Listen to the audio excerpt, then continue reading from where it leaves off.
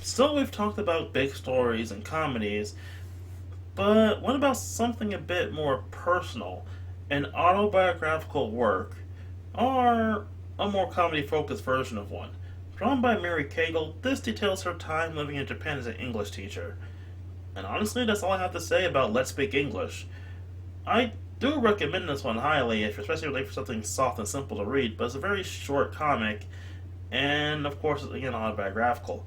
This is pretty simple, and honestly, I should end it here and there, because there's no plot or overarching narrative. It's just her simple diary of her time in Japan, which again is interesting for its own right, and the art style's pretty good too. So, because this is so short, why not go deeper into Mary Cagle's other webcomic work?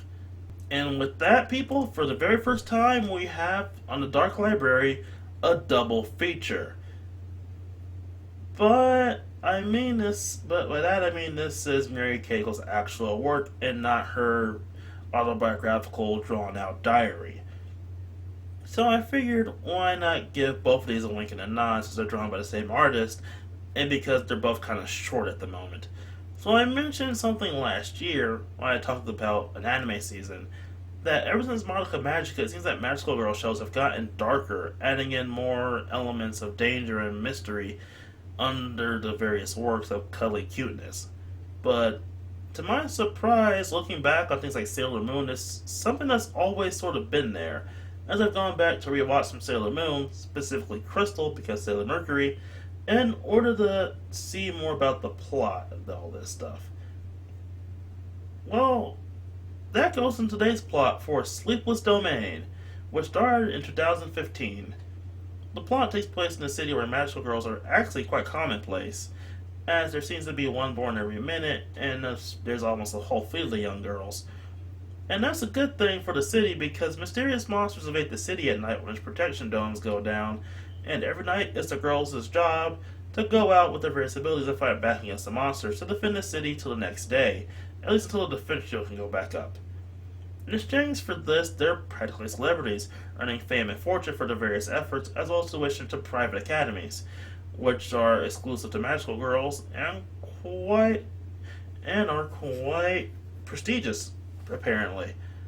It also helps too that their powers eventually fade over time, and that they lose them when they become adults, or randomly seem to lose them when they're children. It just depends on the person.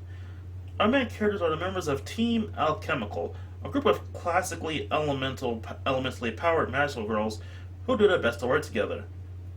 So from here you can expect the traditional kind of team stuff. Oh, they fight, they make up, they get better as individuals, they get individual chapters where they learn their motivations, etc., etc., etc. I mean, you'd be right about that if it wasn't for, and major spoilers here, most of them dying in the second chapter. Yeah, most of the Team Alchemical ends up dying by chapter 2 after they're first introduced. This leaves only Alchemical Water, Undying Wells, alive, alongside their leader, Alchemical Aether, Tessa Quinn, who lives but loses her powers.